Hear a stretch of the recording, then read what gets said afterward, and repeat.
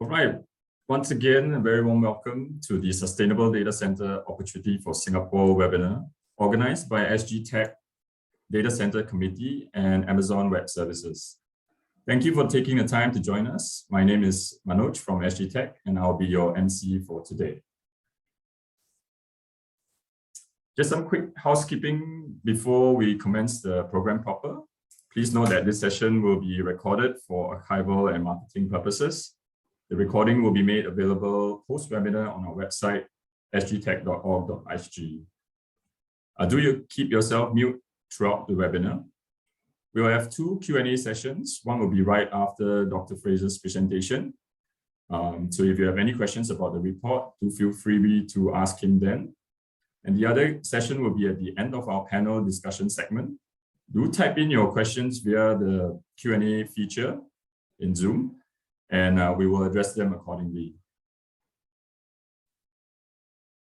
Today, we have an amazing lineup of speakers, as you can see here, who are excited to share their expertise on the DC industry's sustainable journey.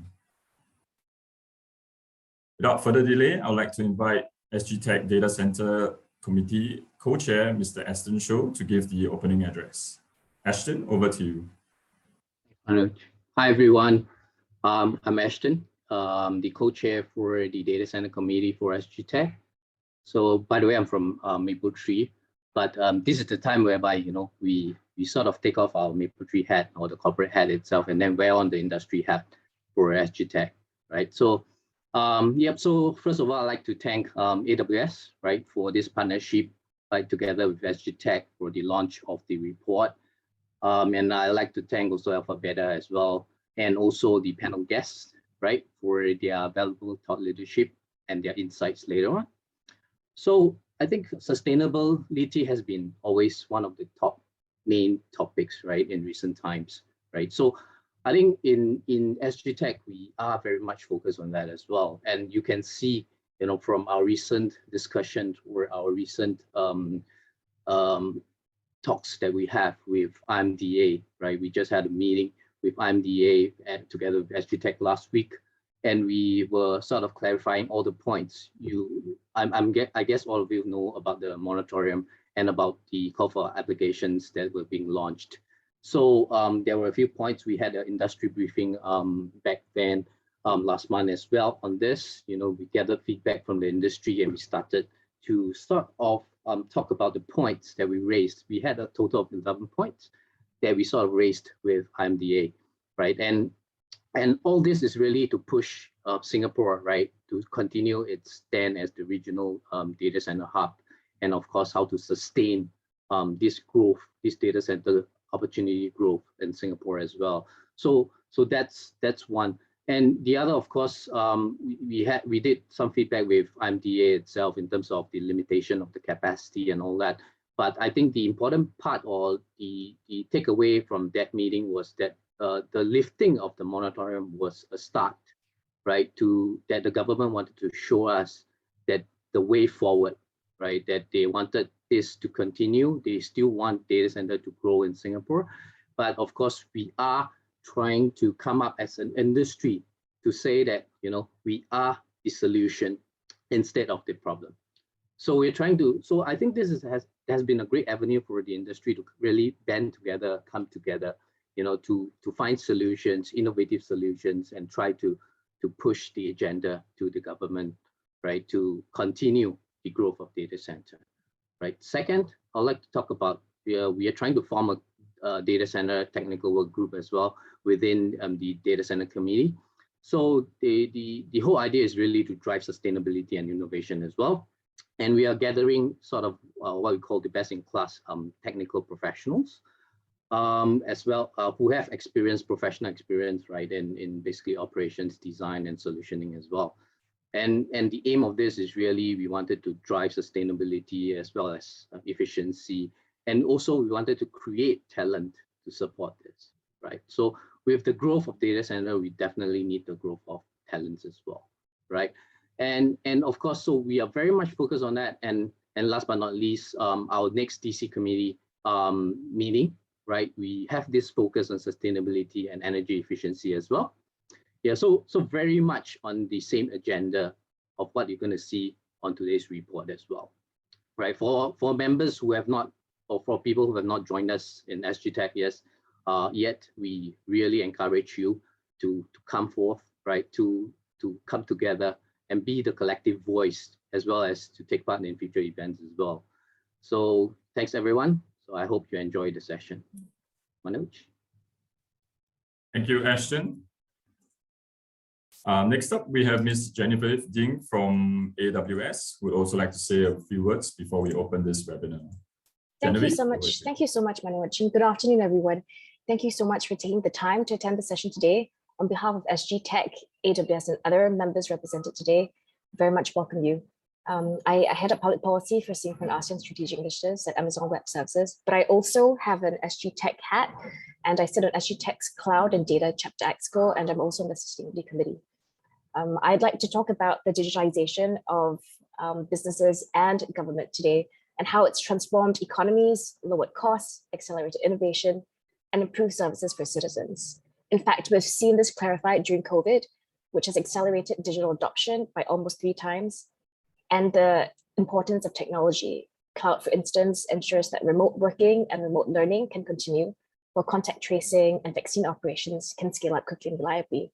However, there are increasing concerns over the sustainability and carbon impact of the growth of the digital economy, including from data centers, especially for a country like Singapore, which takes its carbon abatement commitments very seriously. The 2-year data center moratorium in Singapore, which Aston spoke about, which is in the process of being lifted and replaced with a new framework, indicates concerns around how to ensure that data centers can grow sustainably and is aligned with Singapore's sustainability goals. We think that the twin transitions of digitalization and decarbonization are not actually mutually exclusive. In fact, we think they can be mutually beneficial. Singapore joins a growing list of countries seeking to turn this challenge into opportunity. That's why I'm really excited today to have Alpha Beta present and launch their report on Green Data, the Sustainable Data Center Opportunity for Singapore.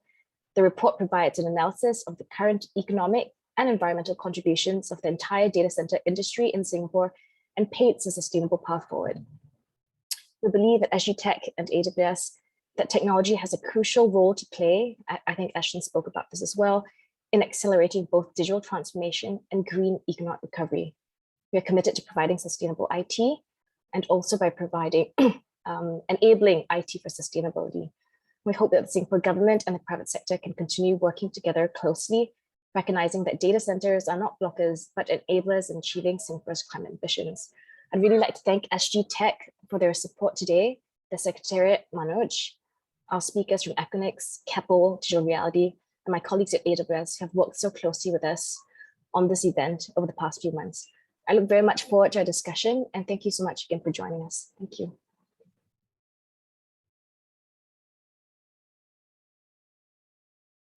Thank you, Ash and Jen, for those opening remarks. Next, we have our next speaker is Dr. Fraser Thompson, who will present the Sustainable Data Center Opportunity for Singapore report done by Alpha Beta. Dr. Fraser is the co-founder of and principal at Alpha Beta. Alpha Beta, which is part of Assess Partnership, is an economic strategy firm that aims to use rigorous economics to address key societal questions.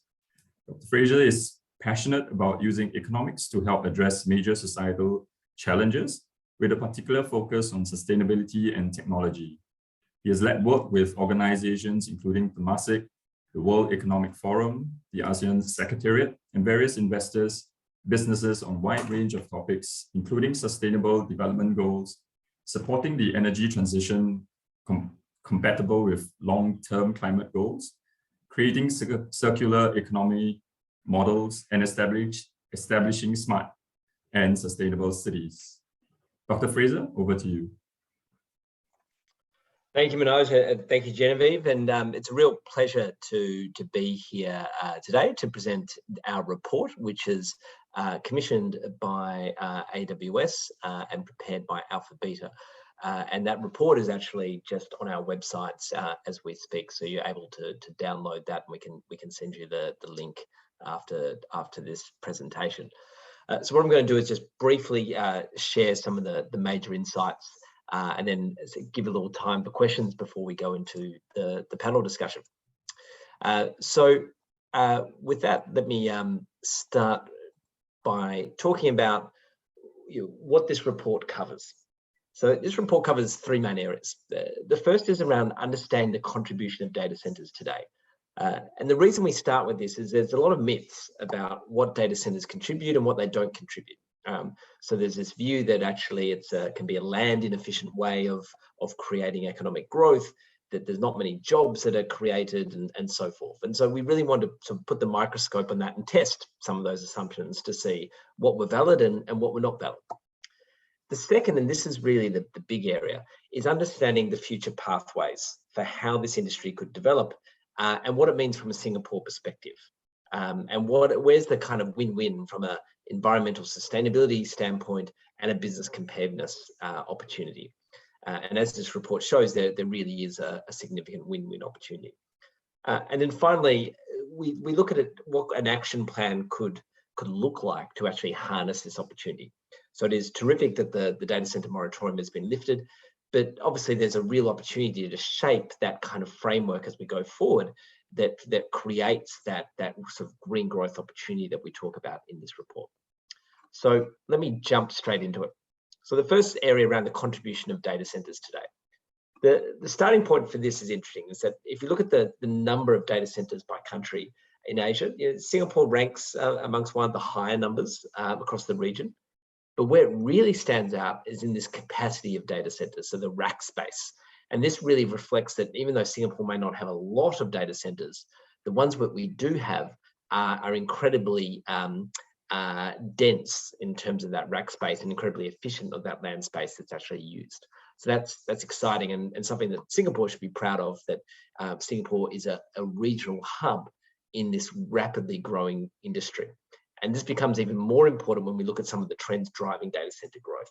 So the e-commerce growth, the digital adoption, which is sped up during the COVID pandemic, the need to manage costs and reduce carbon emissions, which has encouraged many businesses to switch from on-premise to cloud-based solutions.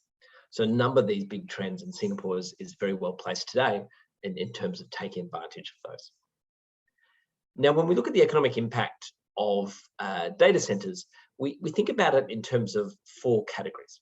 So there's the direct impact. So this could be the direct investment and construction of data centers. The indirect impact. So this is the spending that goes with the supply chain. So think of this as the construction industry, for example. The induced impact. So these are all the workers associated with data centers that could then go and spend their wages in different parts of the economy. And then there's the fourth area, which we often don't spend much attention to, but this is actually the really big opportunity and benefits of data centers, which is the enabled impact. So it's around the benefits to the broader economy from when you have low latency and more secure data services available locally. And this is really important to emphasize, because often we measure the first groups of categories of benefits, but we forget about the last.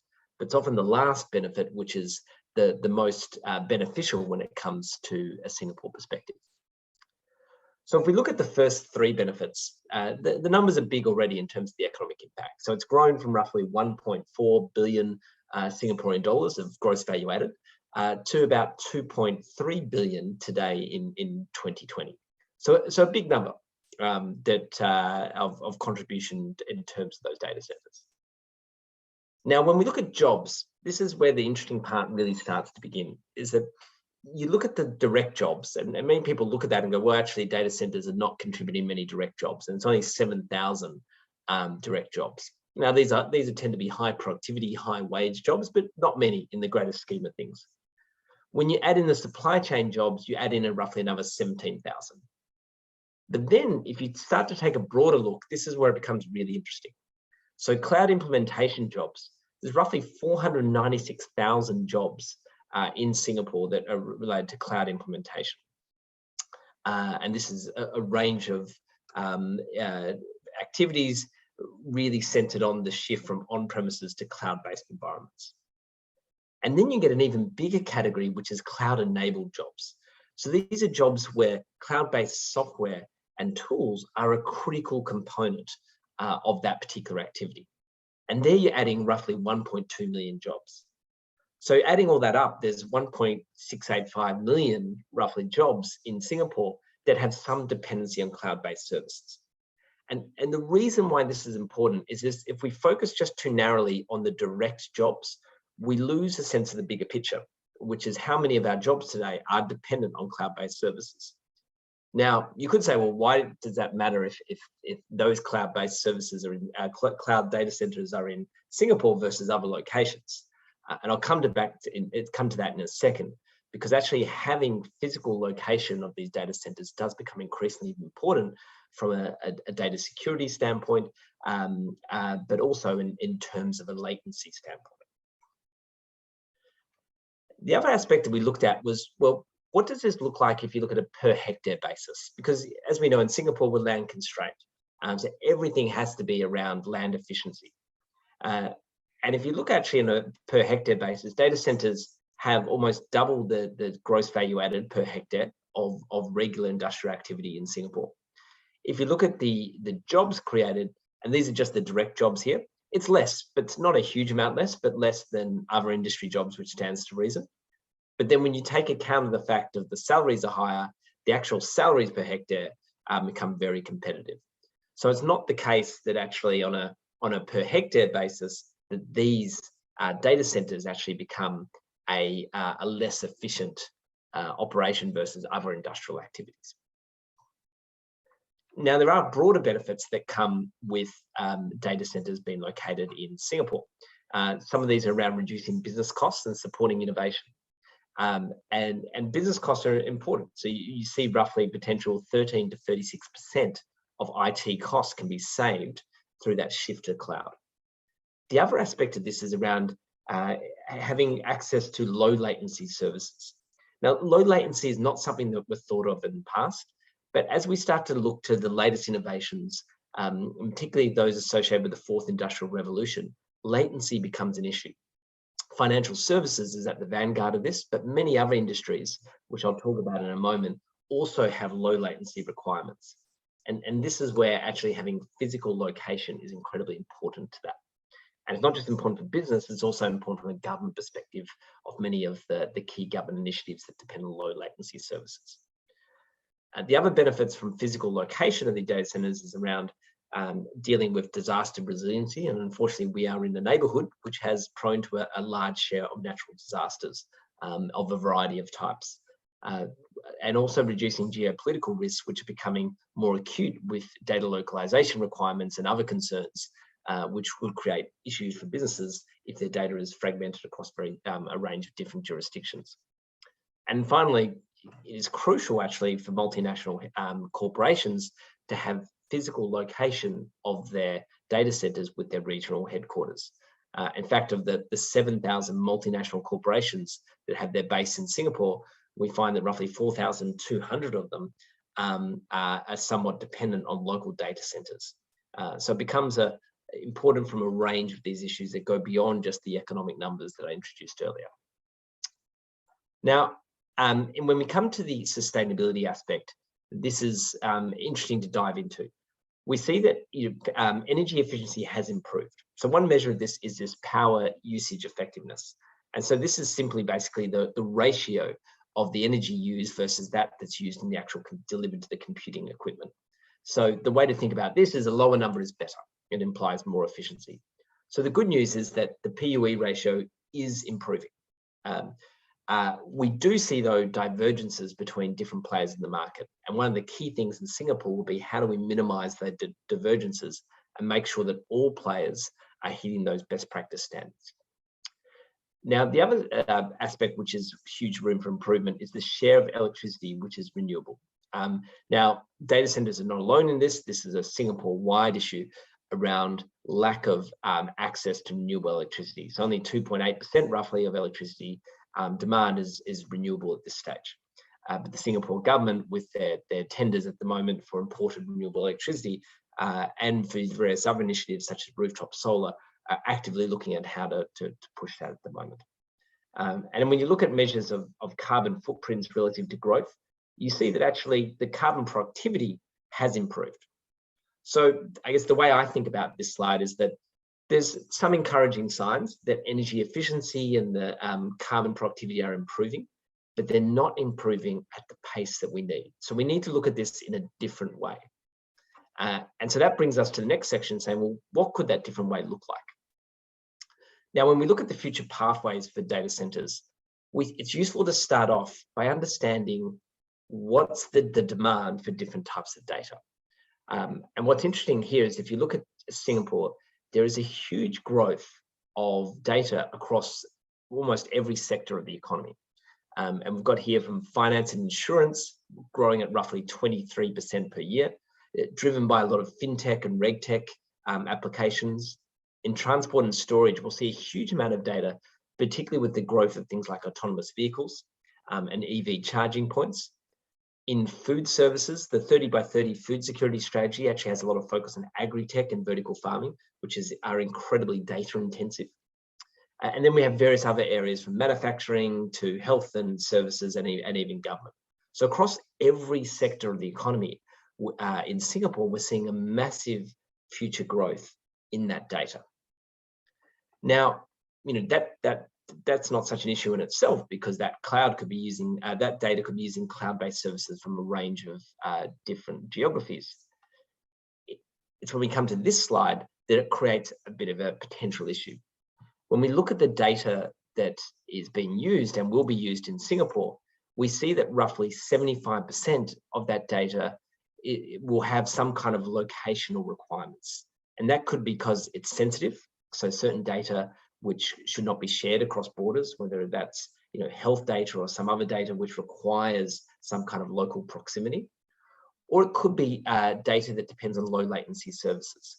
So a lot of the fintech innovations, for example, highly dependent on really low latency services that makes them so effective.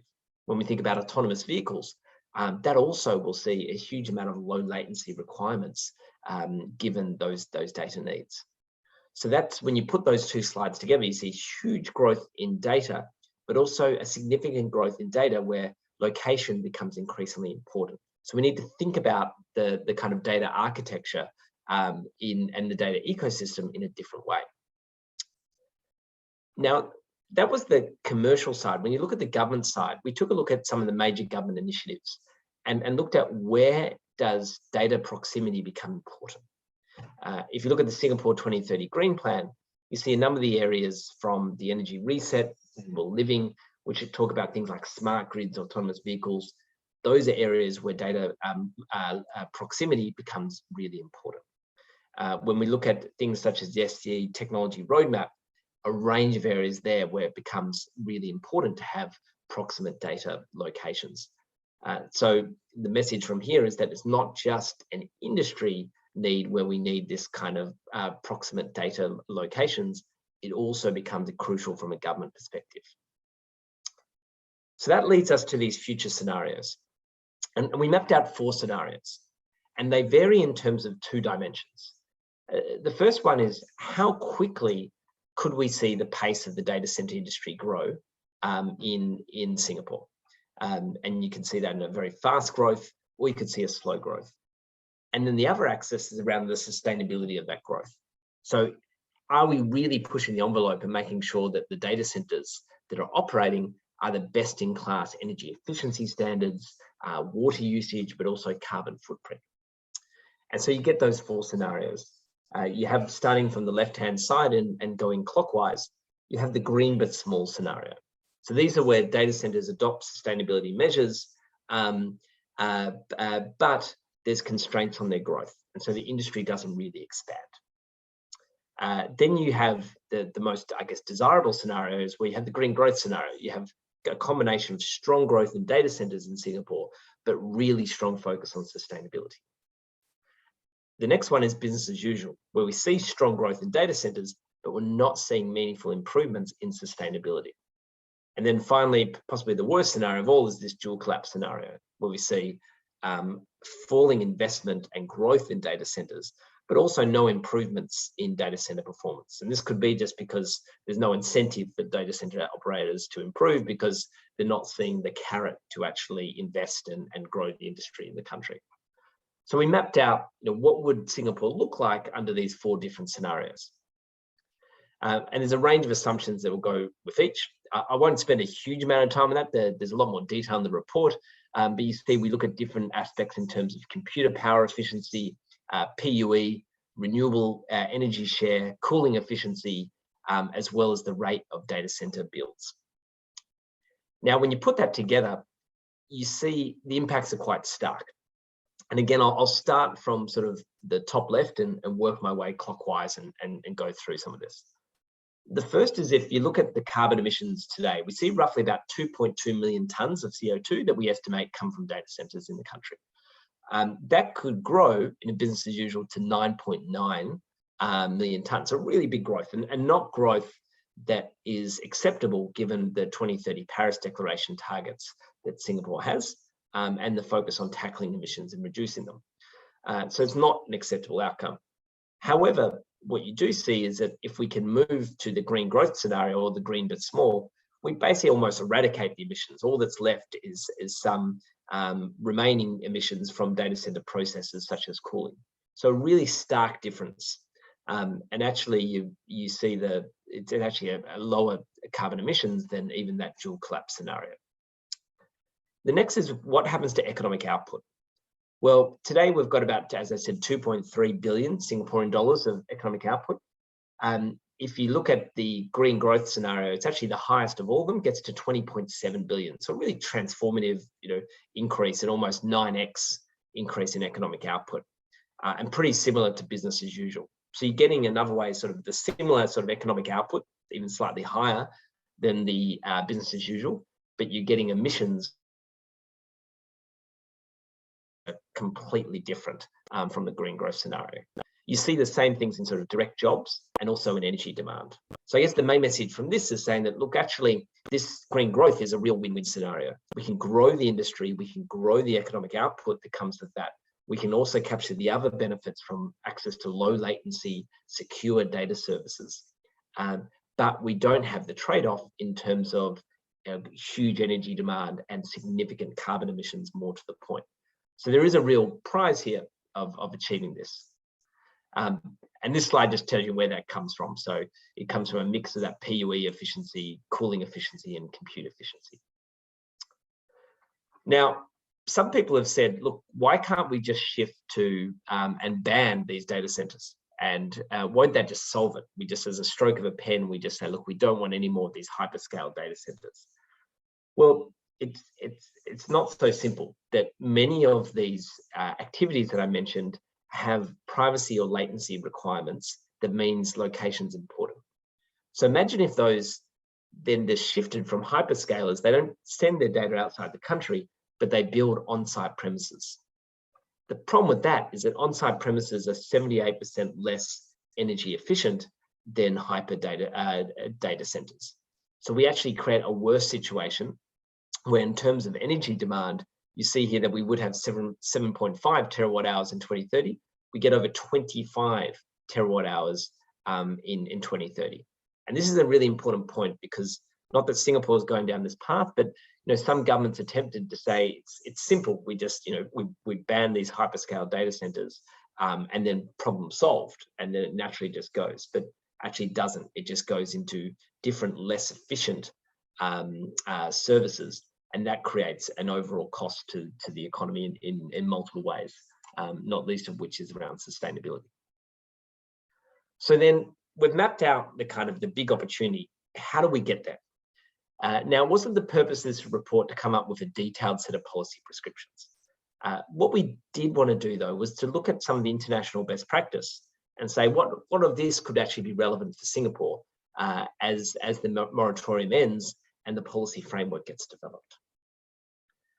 When we look at some of the interesting international examples, Europe's climate neutral data center pact is a really good one and a really interesting one.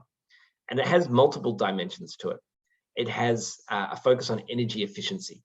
So it puts requirements on, for example, PUEs ratios to improve, and that all data centers have to meet that bar. It looks at requirements on renewable energy sourcing, and they increase over time. It looks at metrics on water efficiency and even looks at circular economy measures to reduce waste.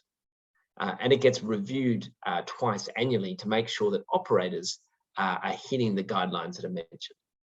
And we think that this is a really exciting opportunity. And part of the opportunity for Singapore is that we tend to have a long tail of laggards, that some are actually at best practice and doing very well in sustainability performance, but others are not doing so well. And so we need to find an effective mechanism that raises that bar and make sure that all operators in the country are performing at these best practice sustainability standards. Now, beyond just setting the standards, something more is needed, and some really interesting examples from other countries. So we see in Japan, for example, great initiatives around supporting building innovation and water use. And building innovation is crucial because it reduces the land footprint that comes with these construction. Secondly, we've seen in countries like China, you actually have land specifically dedicated to data center clusters. And this can lead to a range of specific efficiencies and could be a really interesting example to consider in Singapore with the kind of idea of things like microgrids, for example. The third area is around research partnership for energy use. And this becomes really important. There's a number of areas that Germany's been very active in, but one of it is around, for example, finding 100% renewable backup. So not just the primary energy, but also the backup. So we no longer have to depend on things like diesel generators, but can eventually move to things like green hydrogen. And then finally, investing in a range of land innovation opportunities is really crucial. And there are some good examples, and Singapore is one of the leads in this. So that's, I guess, if you like, the heartening message that comes from this report is that data centers, they have a significant impact today. And a lot of that impact we don't fully appreciate and don't see, particularly when it comes to jobs, but also when it comes to the benefits to multinational corporations.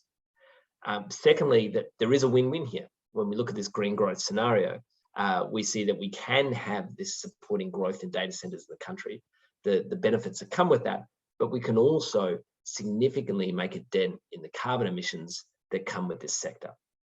And then the final message is that it's not going to happen by itself. We really need to have that industry, government, and research partnership to make this happen. And the good news is that there's a number of great examples from overseas that we can use to inspire us on this journey. So with that, I'll hand it back, but please feel free to put in your questions in the chat, and then I'm very happy to take those questions before we go into the panel discussion. So thank you very much for your time.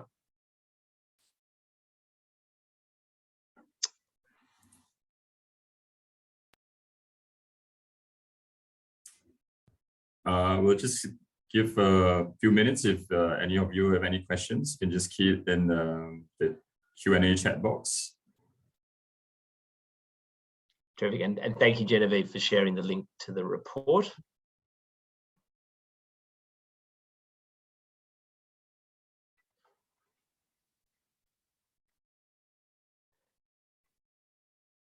Excellent. Well, perhaps while people are thinking of questions, Manoj, do we want to hand over to the panel, and I'll be around to, for the rest of this discussion to answer any questions that pop up.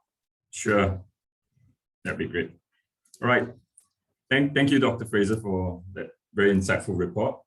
So moving on to our last segment for the day, the industry panel discussion and Q&A. So let us welcome the members of today's panel. We have Mr. Mark Smith from Digital Realty, Ms. Yi Mei Long from Equinix, and Mr. Kai Goh from Keppel Data Centers. I'll hand over the time now to our moderator for today, Mr. Ken Haig from AWS, to bring us through this. Ken? Great. Thanks very much for the time, and thanks, Fraser, for a great discussion, great presentation. I was following very keenly and wanted to learn more, but didn't get a chance to raise my hand in time, so we'll have to follow up afterwards. So rather than reintroduce our panelists today, what I thought we would do is start off with a quick introduction to ourselves, but also what your company is doing to promote sustainability in your operations. So if we could start with that introduction, that would be great. And we can just go left to right in the order that's listed here. So Yi Mei from Equinix first, then Mark Smith from Digital Realty, and then Mr. Kaigo from Keppel next. And as a model, I'll just give a quick introduction to myself. So Ken Haig here from the public policy team at the Amazon Web Services. I cover our energy and sustainability policy work in the region. So one of my roles is helping to unblock some of our hurdles to reaching our own climate and energy related targets. So as Amazon, we have a 2040 net zero carbon goal. This is part of our climate pledge that we've made to reach the Paris Agreement targets 10 years ahead of time. We also have a 100% renewable energy goal that when I joined a little less than 2 years ago, was a 2030 goal. We've since moved that up and we're on track to reach our 100% renewable energy goal by 2025. We also have a bunch of initiatives that we're doing in the water sustainability space. There was a bunch of stories that are just coming out this week about some work that we've done with WaterAid and water.org in India, for example, as a part of this effort. And we're also working with customers to develop tools that they can use across their businesses. Had a good conversation with Hanwha Systems in Korea last week about some of the ESG solutions that they've developed on the AWS cloud. So examples like this, I think, are great, and I would love to hear more from our panelists. So Ime, please, do you want to share more about yourself and what your company's doing? Thanks, Ken. Hi, I'm Ime, and I'm the MD for South Asia for Equinix. So, in Equinix, we are the world's digital infrastructure. And our purpose really is to bring together digital leaders to create digital possibilities to enable the digital economy. So some of our focus areas is around sustainability. Is we really started our journey in 2015, and we set ourselves the goal to basically reach 100% renewable by 2023. In Singapore today, I'm really pleased that we are 100% renewable. We then embarked on an even more ambitious target and set ourselves the science-based targets last year, which we've started to put in place. We also work with our customers to give them the Green Power Report, where they can essentially use that report and offset their carbon emissions for their own purposes. And we continue to really focus on innovation in the data center around energy efficiency, as well as new energies. So for example, this year we've launched our co-innovation facility in our Ashburn site, and that's really focused around using fuel cells as well as liquid cooling technologies. And we are also aggressively working with possible scenarios in Singapore where we could start piloting and bringing some of this knowledge that we have from the US into Singapore. The EU Pact that Dr. Fraser mentioned, that was an initiative led by Equinix in Europe. So those are some of the things that we are very focused around on sustainability.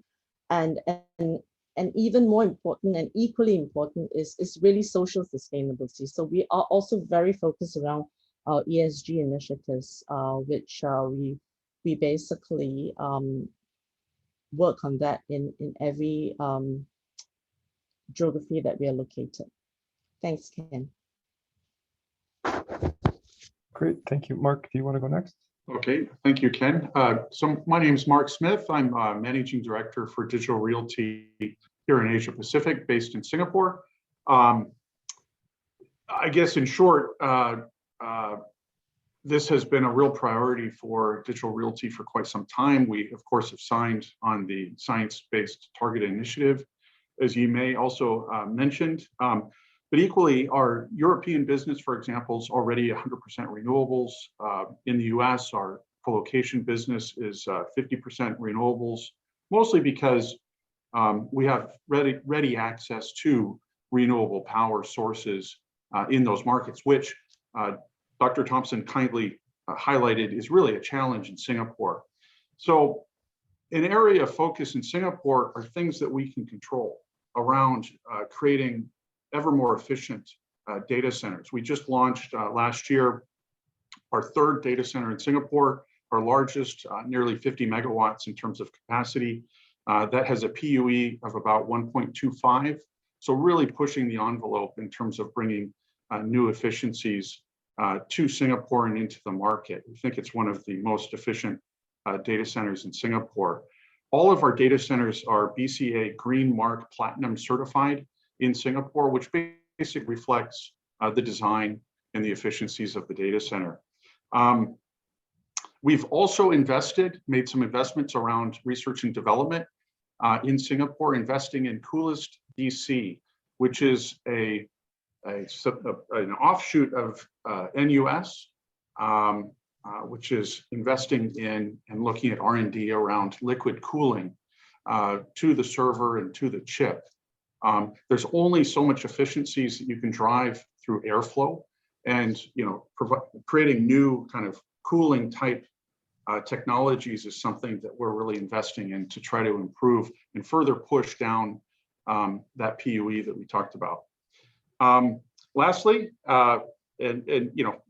we'll carry on in the discussion, but there's also an area around financing and green bonds, and Digital Realty globally has issued $6 billion worth of green bonds. I believe it's the most in the industry, even of which 175 million have been allocated from our Singapore-based projects. And so, that's also this whole kind of green financing, if you will, is also an interesting area that can further facilitate what Dr. Thompson so kindly kind of summarized earlier. So thank you, Ken.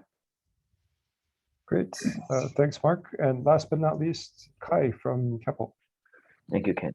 I'm Kai from Keppel Data Centers. So Keppel Data Centers manages data centers in both Asia Pacific and Europe. And we are part of Keppel Group, which as part of Vision 2030 has pivoted its business to focus on sustainability and connectivity. So we are quite fortunate to be supported by our affiliates in the sustainability space, including Keppel Renewable Energy, which is in the business of developing renewable projects, including a recently announced solar farm in Australia. We have also been supported by Keppel Infrastructure, which is the leading district cooling player in Singapore, and he has expertise in waste energy management, desalination plants. Keppel Infrastructure is also responsible for a pilot project together with EMA and Laos to import hydropower. For us, in the sustainability space, we have been looking at various innovations, including the floating data center, the tropical DC, looking at cold energy for cooling, as well as hydrogen. So just to dive in a little bit deeper on each of this. In the case of floating data center, we are looking at putting floating modules near shore to free up land for other urban users. The data center modules is also expected to harness seawater for cooling, and this is expected to increase cooling efficiency by about 80%, and importantly, avoids using potable or industrial water. The modules are also designed to be modular, so this can be easily developed, deployed, and it can also be redeployed, contributing to the circular economy. On tropical DCs, together with IMDA, NUS, we have undertaken a proof of concept to develop the first tropical DC, where we looked at operating DCs at up to 8 degrees Celsius with ambient humidity in excess of 90%. So this compares against the traditional environment where we look at where DCs operate at 20 to 25 degrees Celsius and 50 to 60% humidity. In terms of cold energy for cooling, cooling accounts for about 30 to 40% of energy consumption in the data center.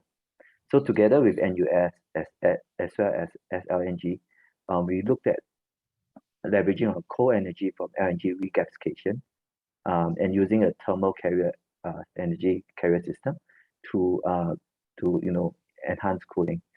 This has the potential to modify the conventional refrigeration cooling loop by removing chillers and cooling towers, and can reduce PUE by about 20%. Lastly, on hydrogen.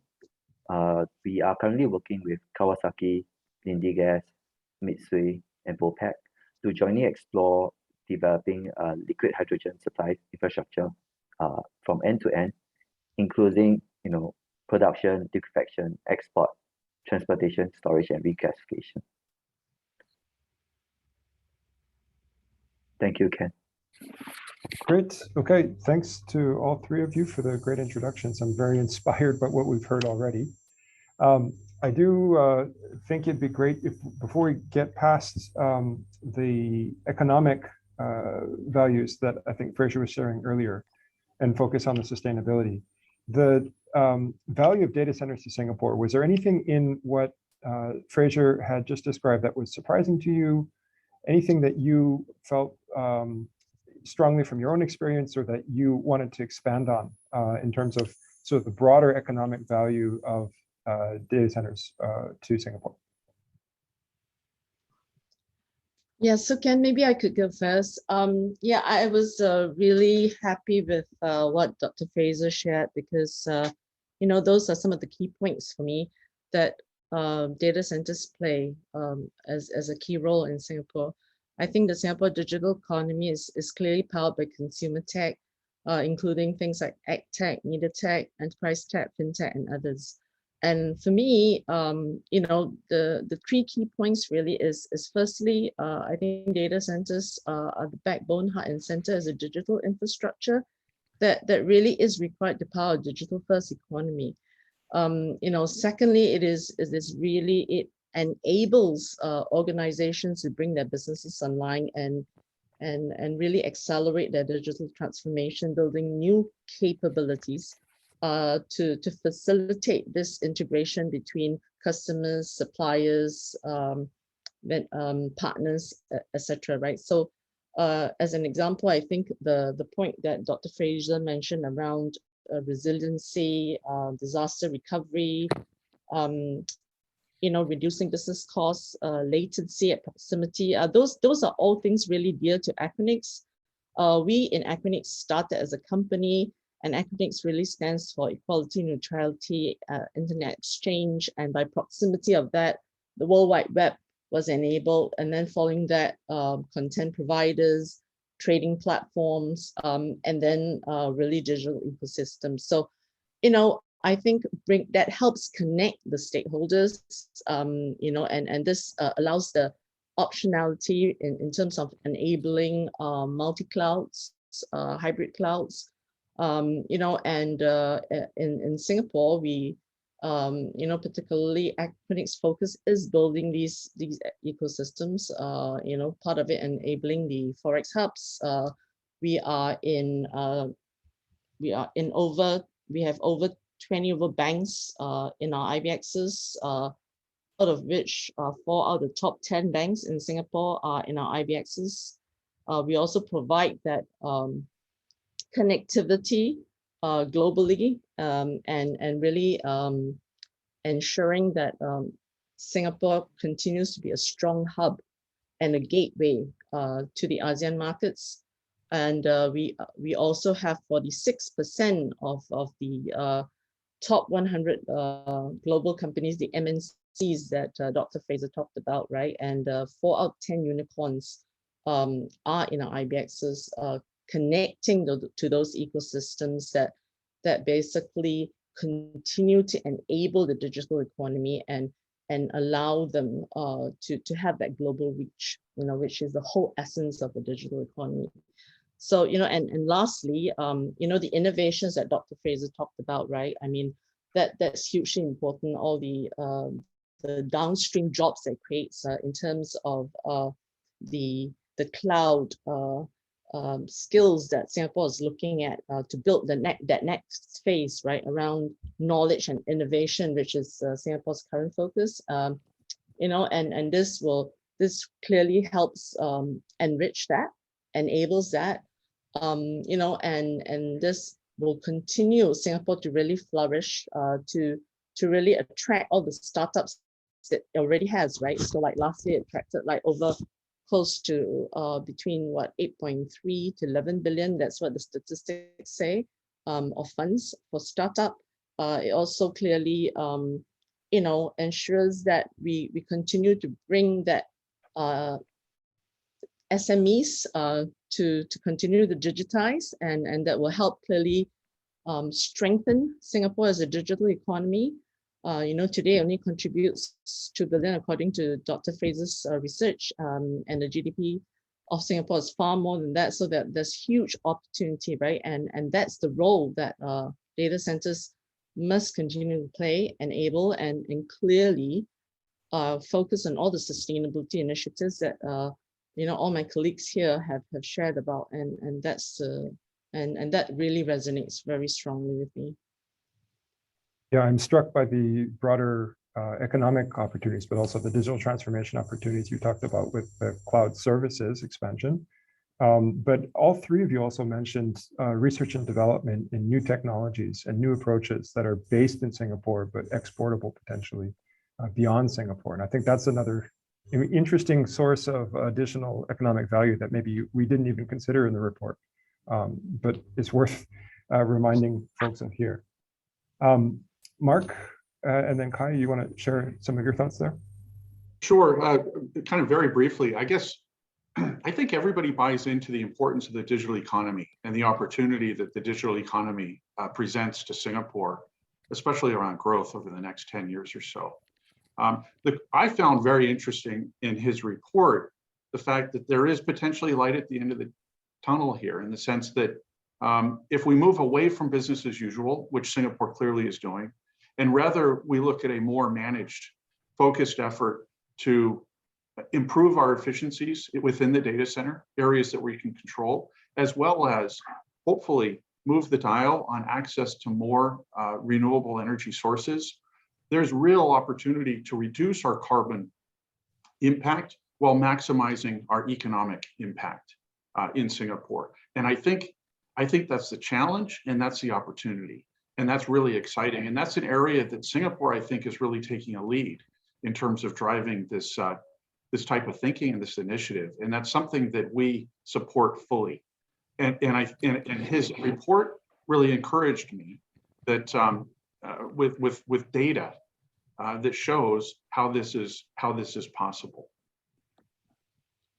That's a great reminder, Mark, that sorry, Kai, the investment in renewable energy that I think all of the companies here represented have made is a huge opportunity. I think we've seen the private investment in renewable power is one of the largest drivers of growth for renewable power in many markets. I think in Singapore, a lot of the big projects have been developed. I know AWS, we invested in a 52 megawatt solar project last year with Sunseap.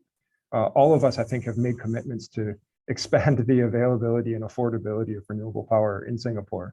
And the investment that I think is represented by cloud data center operators and service providers is a really important point to consider. So I'm glad that you mentioned that, Mark. Kai, sorry, I didn't mean to interrupt. No worries. I share the view that data centers is a critical digital infrastructure and is an important enabler for the digital economy, for digital transformation, as well as supporting the growth of high value add industries that require low latency services or sensitive data. I thought that in addition to that, it is also important to consider the potential for Singapore to develop into a global hub for digital and data services, and correspondingly global hub for data centers. Historically, Singapore has always had a hub status in many areas, ranging from trading, aviation, container, and with the digital transformation going on, the fourth industrial revolution, I believe that many technology-centric businesses have turned to set up their HQs in Singapore to tap on our infrastructure, our strategic location, and if we are able to provide the necessary digital infrastructure, including data centers, bandwidth, compute, power, and act as a trusted data repository for information, we would be able to offer global companies an opportunity to offer services to any organization anywhere else in the world as well. Yeah, it's a great point, right? So, I mean, one of the advantages of cloud is that you can do business anywhere in the world in the cloud.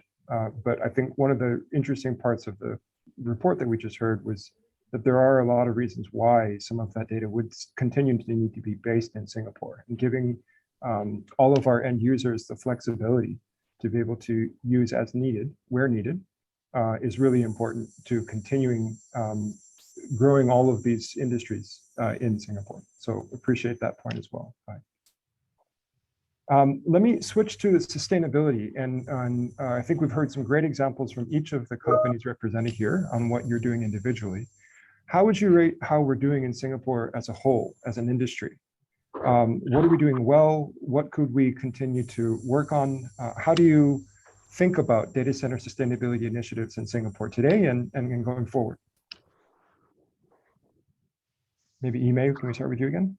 Yeah, sure, I can. I think Dr. Fraser touched on this. You know, I think the EU climate new. Oops, perhaps exploring in Singapore. You know, that clearly in Europe, you know, sustainability has been a really key focus for us for a long time. You know, and that was an initiative which was led by Equinix in Europe. And I think that that allows us to basically work together as an industry to self-regulate and to set those ambitious goals together, and to share best practices where we could together focus on energy efficiency, you know, how we could facilitate new water, and really, in short of it, self-regulate instead of being regulated, right? So I think that's a huge opportunity here where, you know, all of us could come together and really sign up for the Singapore Neutral Data, Climate Neutral Data Center Pact as well. You know, I mean, and there's really nothing stopping us to do that. So, you know, that's something I think we could really explore. Mark, you had mentioned collaboration between government research and private sector. This seems to me like an example that Yimei was just talking about with the Climate Neutral Data Center Pact.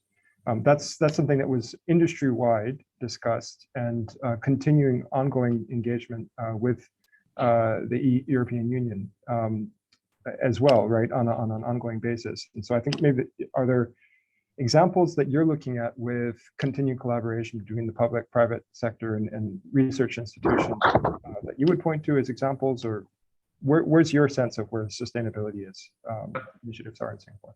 Yeah, so as a matter of fact, Kai mentioned the Tropical Data Center Initiative that NUS is working on, and I think it's an excellent example of setting standards that would apply across Singapore in terms of raising the general temperature and humidity levels, kind of required, expected, whatever you may call it, within a data suite, within the data center, which would have very significant energy savings and greatly increase efficiencies within the data center. And it would need to be something that almost, you know, a government standard, if you will, or a standard within the industry would be quite beneficial, because there's a lot of stakeholders involved and service level of agreements that need to be reflected, et cetera. And that's the kind of thing where government could really play a very positive role, I think, in Singapore in facilitating that. Another is, as I mentioned earlier, is an offshoot of NUS, Coolest DC, where they're doing some very innovative R&D around liquid cooling to the rack, to the server, and to the chip even. Again, really pushing down PUEs and increasing efficiencies in the data center. Those are the kind of things that we're actively progressing and pursuing in areas that we can control. The reality in Singapore today is that there is very little renewable power available. I mentioned that earlier, and that's just the reality of the situation in Singapore, given its size and lack of renewable energy resources within Singapore. And so, you know, greening the grid is something that Digital Realty would certainly support. We do anything we could to support that, but it's again, that's very much, I think, something that needs to be an industry-wide and government-wide initiative, not a specific data center initiative, if you will. I was struck by not only what you're focusing on in Singapore, but how you're using sort of cross-border opportunities, like with creating an ecosystem for importing green hydrogen, or some of the cross-border import of hydropower that you were talking about. Anything there that you think we're doing particularly well, whether in Singapore in terms of trying to harness regional resources that we could be using towards promoting greater sustainability in data centers in Singapore? Not too long ago, the Singapore government published Singapore Energy 2050 report, where it aspires to achieve net zero emissions in the power sector by 2050, while balancing affordability and security.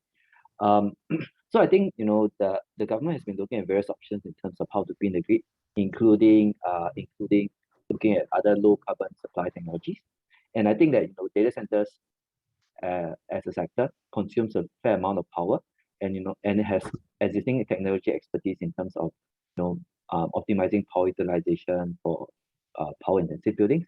I think that there is potential scope for us to work with the government to explore some of these low carbon supply technologies, for instance, including hydrogen, maybe even CCUS, or I think in one of the reports it talks about SMRs, nuclear fission, more modular reactors. So I thought those are some areas that as an industry we could work with the government to support. Let me mix this up a little bit, because keep going in the same order. Now I'm just going to pick on Mark for a second, because you had promoted this idea that we could think about developing new standards, sort of starting in Singapore, right, with like a tropical data center standard. I think that's a great idea and an example of innovation that could be driven from Singapore, but apply broadly, right, in other parts of the region. Is there anything else that any of you can think of that we could talk about how Singapore can be the cutting edge, right, driving innovation on data center sustainability in the region? And I'll give you one example that I'm thinking of, where I think we've talked about power usage effectiveness, and that's a great example, I think, of one measure by which we can try to rate progress on sustainability in data centers in Singapore. I think one of the challenges with PUE is that it's sort of like a fuel efficiency measure, right, for vehicles, where if you look at like what a sports car and a public bus have, essentially they have the same distance they can cover with the same amount of fuel, but you can carry a lot more passengers in the bus.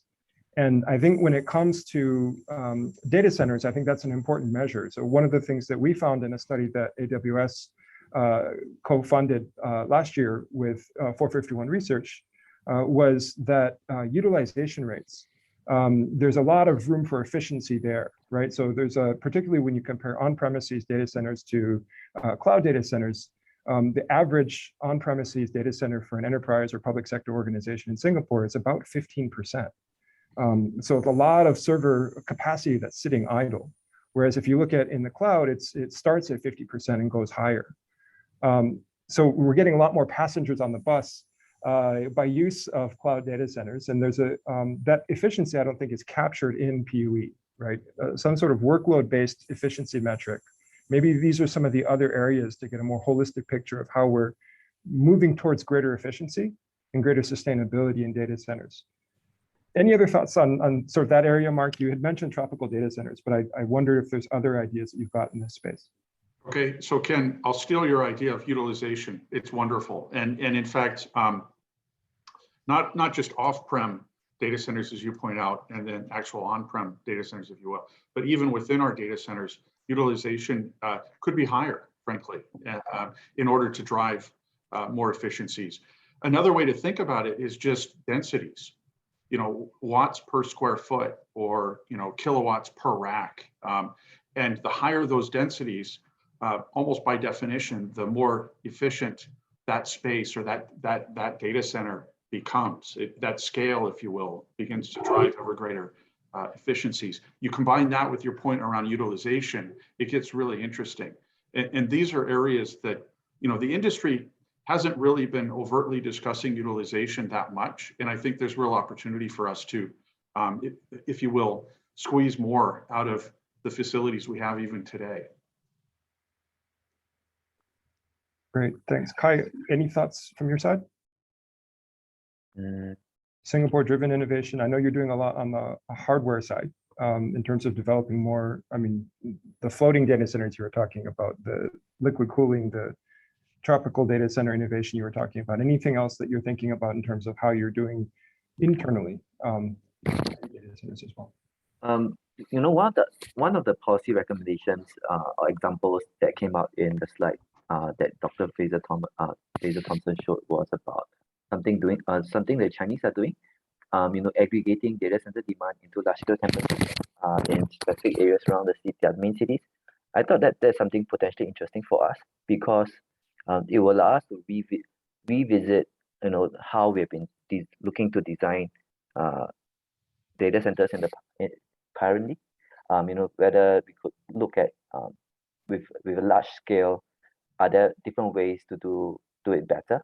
For instance, instead of traditionally putting in our cooling towers or chillers, does it make sense for us to, you know, leverage on the scale to consider, you know, implementing district cooling for a large scale campus?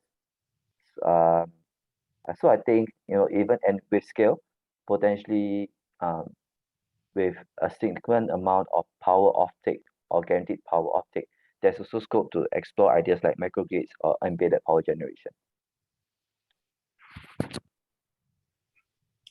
Yimei, any Yeah. additions from your side? Yeah. Yeah, I think I mentioned the co-innovation facility that we've launched this year in Ashburn. So, you know, that's one of the areas that we are looking to try and port the learning into Singapore and to really start some of those pilots locally. And some of this is really finding a path to green hydrogen energy, as well as you know, the use of on-site solid oxide hydrogen fuel cells, which really enables the data center to generate redundant, cleaner energy on grid and potentially eliminates the need for fossil fuel powered generators. So, you know, I think we could look at staging this. You know, clearly hydrogen as a fuel and an alternative is not quite commercially ready, but, you know, to possibly look at that or backup generators, that could definitely be something which is very possible. So those are some of the areas that we are looking at, you know, and clearly from that innovation perspective, you know, like what we've implemented in our recent SG5 with the cooling array technology, you know, and where we tap the system in the Singapore's new water, and just really looking at basic fundamentals, right, around really the whole awareness around sustainability, you know, the circular economy. You know, unfortunately in Singapore, we don't have the ability to pipe the hot air and basically cool the building in the winter months, which we do in Europe, but to continue to really find leading cutting edge technologies like this, working with the institutions. So for example, Aquanix has also invested in scholarships with the universities, you know, and this is clearly to create more sustainability talent, you know, because we have a limited capacity right now, and you know, we need that talent in the local institutions, you know, to basically be doing joint projects around just students' thesis projects and all that, to really look at all areas of R&D and innovation where Singapore can continue to be the leading edge to herself and to her neighbors, you know. So those are some of the things that we are focused on, and playing our part to ensure that we continue to help Singapore meet her green plan targets. Yeah, thanks, Yimei. That's a great reminder. In the report that Fraser's just shared, the Germany example, right, where they're looking at trying to address scope 1 emissions with diesel generation, phasing out diesel generation as backup generation, thinking about even moving that onto a renewable or at least a zero carbon resource, right? I think it's a good reminder that that's one area we could work on in Singapore as well. I think we tend to be focused on scope 2 emissions, right? So energy use, generally speaking, seems to be the biggest focus that we look at when we think about data centers in Singapore. I'm wondering if there are other areas. You mentioned circular economy, for example, the climate neutral data center pact in Europe. You're right that one of the things that's really interesting about that is the reuse of heat, right? In colder climates, the heat that's coming from data centers can be reused for heating homes or businesses, but that's not a practical option in Singapore. Are there other areas that we're missing if we're just looking at energy and carbon that maybe would be future areas for thinking about innovation? Water, circular economy issues, are there other areas that the three of you can think of that we could continue the dialogue on how to continue sustainability progress in Singapore? I fundamentally believe that water is a big focus as well, right? And the thing is, I think even community awareness is another big area. I mean, in order that, sustainability is all from, for me, an inside out perspective, simply put. It begins with that awareness and understanding, and then it becomes a way of life, and it becomes a habit, right? So I think equally important is data centers and energy and power seems to be the whole focus around us being the culprit of sustainability. But if we also become enablers of sustainability in other aspects around the community, to raise the awareness at the grassroots levels, to green space Singapore, for example, the tree planting initiatives that Singapore has, right? I think those are clearly the other areas, and clearly, as we also help enable our supply chains under scope 3, then that basically helps everybody, right? Because I don't think data centers alone focus on sustainability is going to help reduce the planet's temperature anytime soon to 1.5, right? It's a collective effort from everybody, from every single industry working together, that's going to help reach those goals. Yeah, that's a great reminder about scope 3 emissions. For most of the data centers operators represented here today, our supply chains, our value chains are outside of Singapore, right? So focusing on scope 1, scope 2 alone, that solves the Singapore problem, that it doesn't solve problem elsewhere. Great reminder there. Thanks. Kai, I see you nodding your head. Do you want to jump in here? I agree with what you may have said. I think that sustainability is not just about power. It covers many other areas, including what you just discussed. I think the other point is really about people and community and talent. It's also important, for the company, we also look at our talent policies. We do want to make sure that this is sustainable, the business is sustainable, and we continue to let talent have a room to grow. If you talk specifically about data centers, I think one area that we are looking at is also on water. We are exploring the potential to use seawater for cooling. This will allow us to, enhance cooling efficiency by about 20%. And I think most importantly, it avoids having to use potable industrial water, which is quite valuable in Singapore.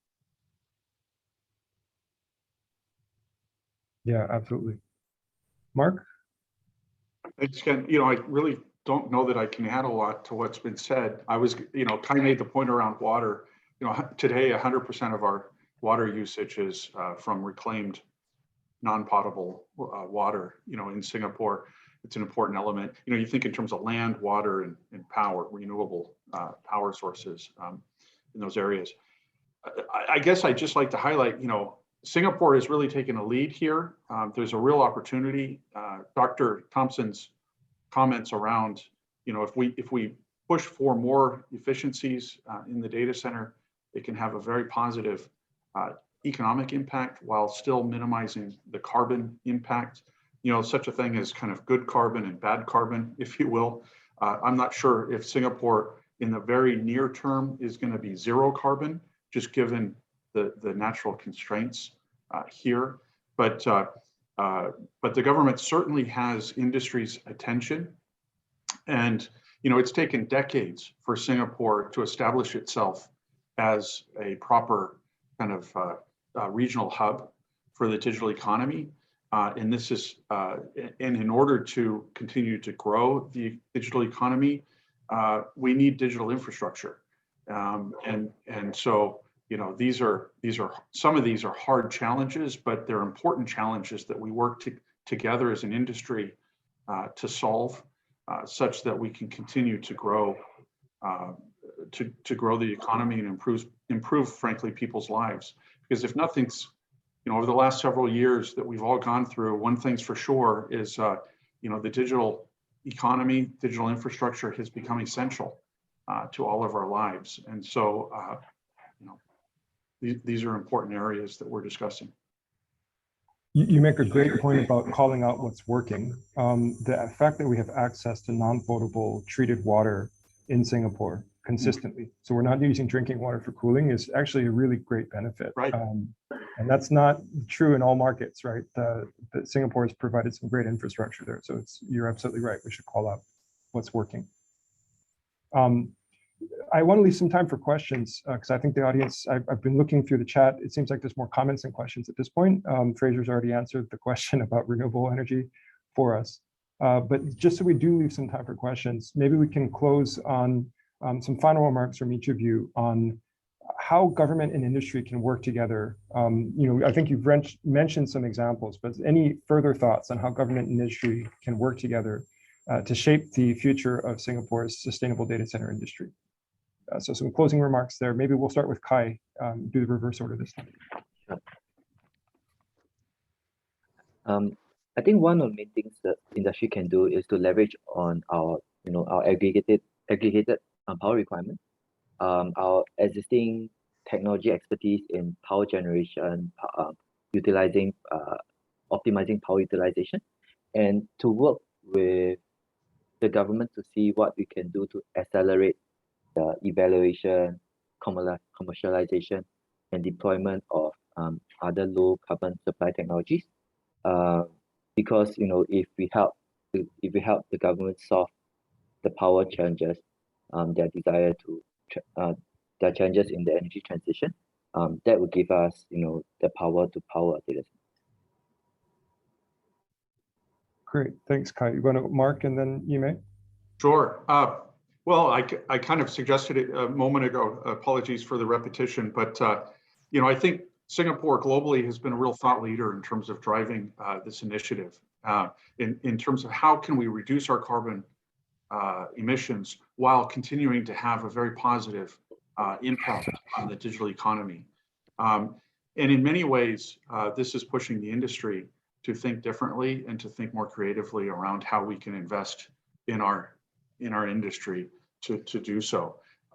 As I mentioned, the standards is an area that I think would be really interesting to look at. Given the amount of demand that we see from our customers to be based in Singapore, have a Singapore presence, I think there's real opportunity for Singapore to use their position as a means with which to encourage our customers and our industry to move in the right direction. That's already been happening, and I think there's a lot more opportunity there as well.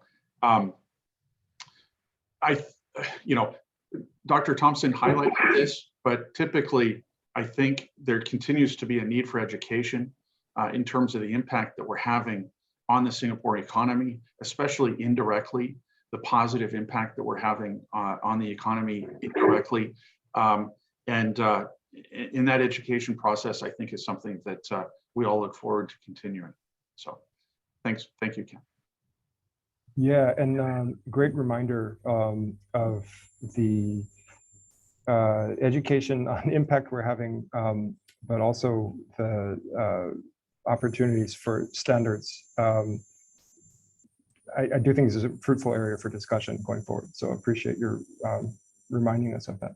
Yimei, please, any thoughts you have to close out? Yeah, session? I think like I think this initiative, which is clearly led by SG Tech, and having these discussions is extremely important for the industry, and I guess we probably can do a lot more of this, you know. And I go back to the EU climate neutral pact, you know, and that's something clearly the collective industry could come together to represent ourselves and working with the government hand in hand to understand where the limitations are and where are some of the investments that possibly may need to be to focus on in terms of developing new possible energy routes and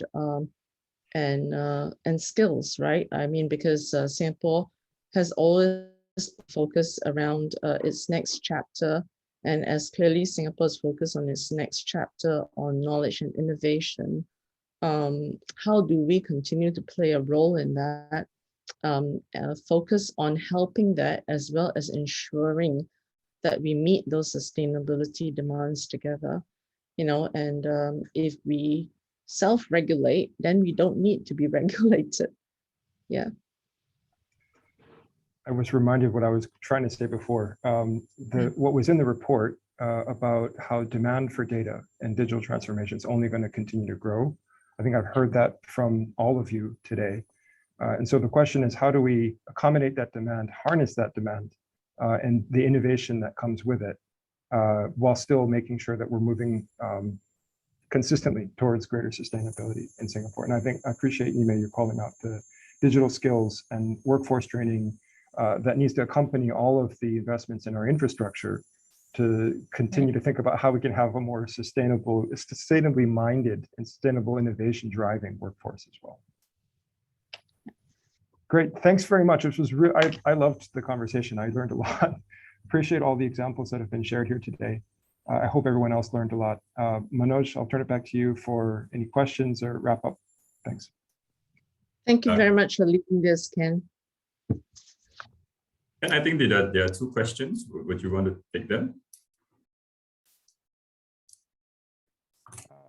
Sorry, this is a question around renewables, which I think Fraser did mention. I mean, there's not a lot of renewables on the grid. And those companies you see represented here have done their best, I think, to purchase as much or invest in much as they can towards that. I don't think I have a better answer for that. All right. On PUE, yeah, PUE does vary widely in Singapore. I think one of the challenges is that PUE is inconsistently measured as well. I mean, one thing we could start with, you know, beyond looking at, you know, PUE, measures beyond PUE, and I think Mark had some good suggestions there about additional standards we could be looking at, is just how to more consistently measure PUE so that we're having an apples to apples measurement across the industry. That's not the case today. I think, you know, Singapore has made some strides in this area. When you look at how Greenmark, for example, looks at how PUE can change over the lifetime of a data center and has capacity increases to full capacity. That's an important distinction, which we don't see in other markets necessarily, but still PUE could be better defined and better, more consistently measured, in addition to thinking about how we can look at additional, more holistic measures of efficiency for data centers in Singapore. That's my answer, but if any of you have others, feel free to jump in.